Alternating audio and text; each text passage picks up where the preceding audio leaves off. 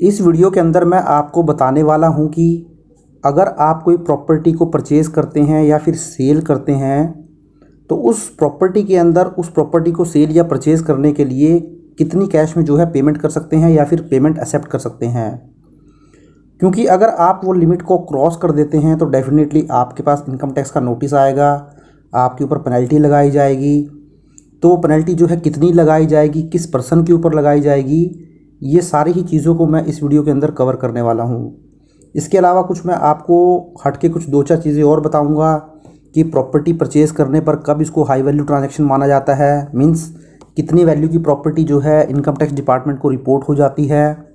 कब आपको टीडीएस यहाँ पर डिडक्ट करना पड़ता है एज ए बायर जब आप प्रॉपर्टी को परचेज़ करते हैं।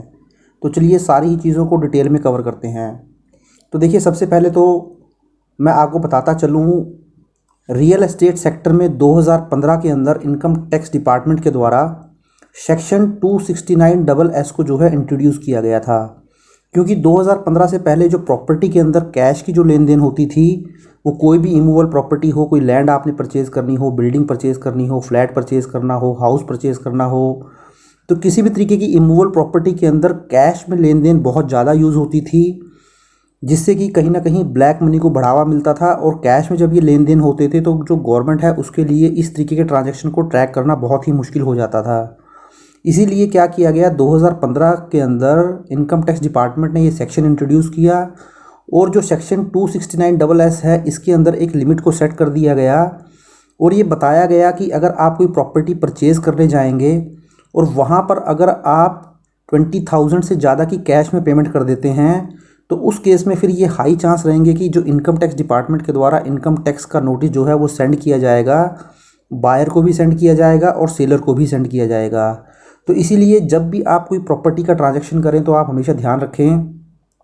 आपको जो वहाँ कैश का ट्रांजैक्शन रखना है वो 20,000 से कम ही रखना है। तो वैसे तो अगर मैं बताऊं कि जब भी आप कोई प्रॉपर्टी परचेज़ करते हैं तो ये 20,000 की वैल्यू कुछ नहीं होती है उसके अंदर, क्योंकि जो प्रॉपर्टी के ट्रांजैक्शन होते हैं वो लाखों में होते हैं, करोड़ों में होते हैं। तो कहीं ना कहीं ये जो लिमिट रखी गई है गवर्नमेंट के द्वारा केवल एक फॉर्मेलिटी ही है। गवर्नमेंट कहीं ना कहीं चाहती है कि आप कैश के अंदर ट्रांजेक्शन करें ही ना, 100% ट्रांजैक्शन जो है आप डिजिटल मोड में ही करें। तो इसीलिए हम बोल सकते हैं कि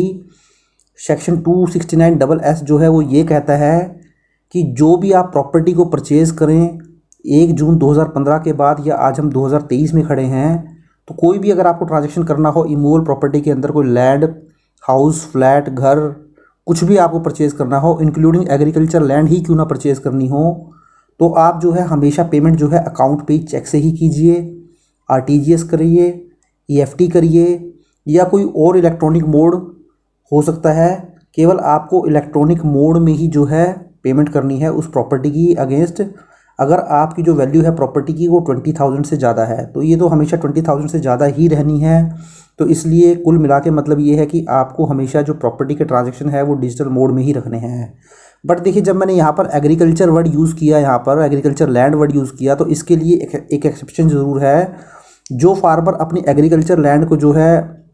सेल कर देते हैं तो उनके ऊपर ये जो लिमिट है 20,000 की वो एप्लीकेबल नहीं रहने वाली है, यदि उन फार्मर्स की एकमात्र इनकम जो है केवल एग्रीकल्चर लैंड से ही है। इसके अलावा उनकी कोई भी अदर इनकम नहीं है जो कि चार्जेबल टू टैक्स हो, मीन्स 2.50 लाख से ज़्यादा की उनकी इनकम नहीं होनी चाहिए किसी और हेड से, मीन्स कोई उनकी इंटरेस्ट की इनकम ना हो, कोई रेंटल इनकम ना हो, जो भी उनकी 100% इनकम हो वो एग्रीकल्चर इनकम से ही हो। उस केस में फिर जो एग्रीकल्चर लैंड सेल करेगा फार्मर, तो उसके ऊपर ये जो 20,000 की लिमिट है वो एप्लीकेबल नहीं होने वाली है।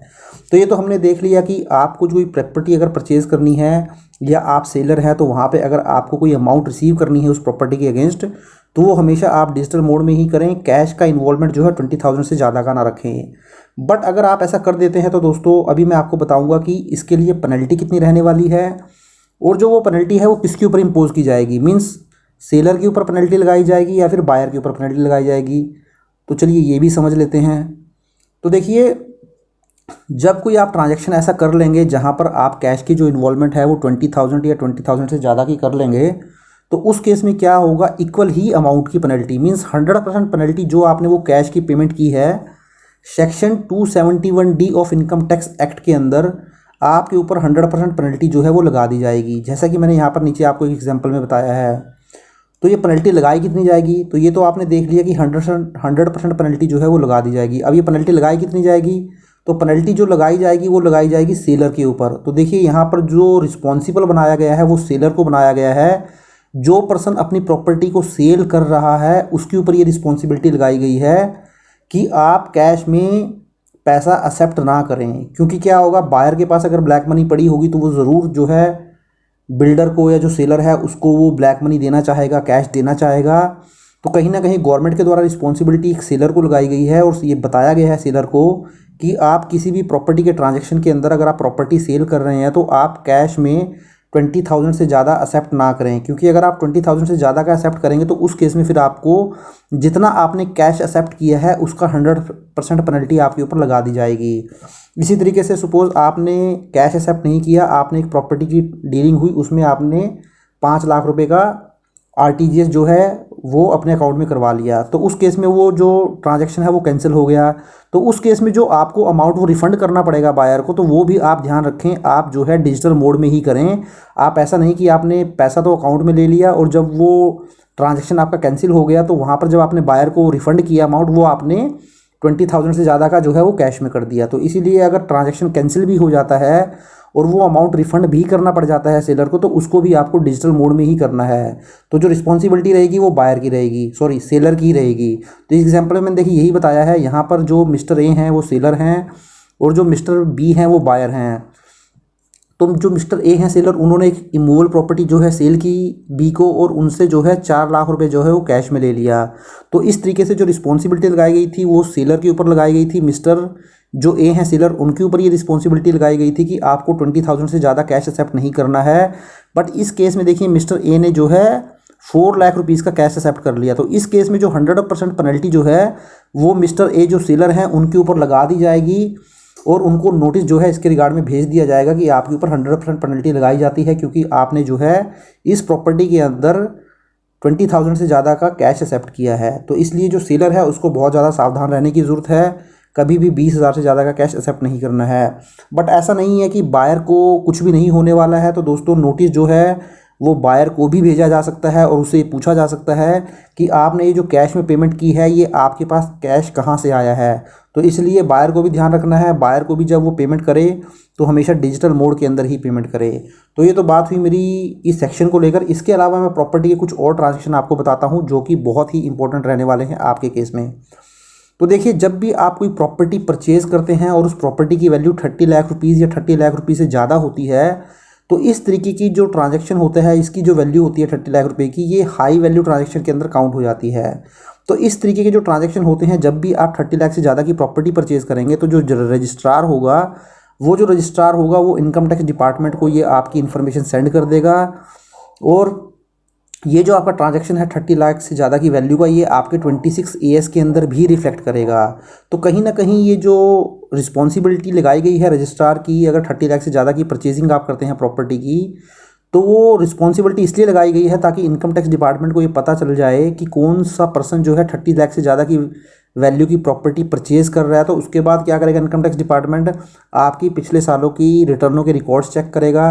हो सकता है कि आपने पिछले सालों में ITR फाइल ही ना की हो, तो उस केस में फिर डेफिनेटली आपको डिपार्टमेंट जो है इनकम टैक्स का नोटिस जो है सेंड करेगा कि आपने 30 लाख रुपीज़ की प्रॉपर्टी कैसे परचेज़ कर ली। आप तो इनकम टैक्स की रिटर्न फाइल ही नहीं करते हैं, मीन्स आपके पास तो वाइट मनी है ही नहीं, तो फिर 30 लाख की प्रॉपर्टी आपने कैसे परचेज़ कर ली। या इसी तरीके से अगर आपने ITR फाइल भी कर रखी है तो हो सकता है आपने उसके अंदर जो इनकम है वो बहुत ही ज़्यादा कम रिपोर्ट कर रखी है, तो कहीं ना कहीं एक डाउट जो है वो क्रिएट करती है इनकम टैक्स डिपार्टमेंट को। तो उस केस में फिर इनकम टैक्स डिपार्टमेंट आपको नोटिस सेंड कर सकता है और पूछ सकता है कि ये 30 लाख रुपीज़ की प्रॉपर्टी आपने कहाँ से परचेज़ की, इसका सोर्स क्या है। इसी तरीके से क्या होता है कि जब आप कोई इमूवेबल प्रॉपर्टी परचेज़ कर लेते हैं 50 लाख रुपीज़ या 50 लाख रुपीज़ से ज़्यादा, यहाँ पर देखिए दोस्तों एक एक्सेप्शन भी है एग्रीकल्चर लैंड का। तो एग्रीकल्चर लैंड को छोड़कर अगर आप किसी भी तरीके की इमूवेबल प्रॉपर्टी परचेज़ करते हैं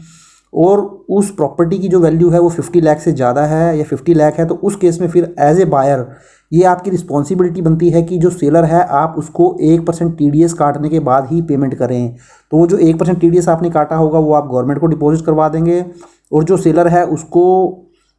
1% TDS काटने के बाद जो भी बैलेंस पेमेंट होगी वो बैलेंस पेमेंट आप जो सेलर को कर देंगे। तो देखिए दोस्तों, ये कुछ इंपॉर्टेंट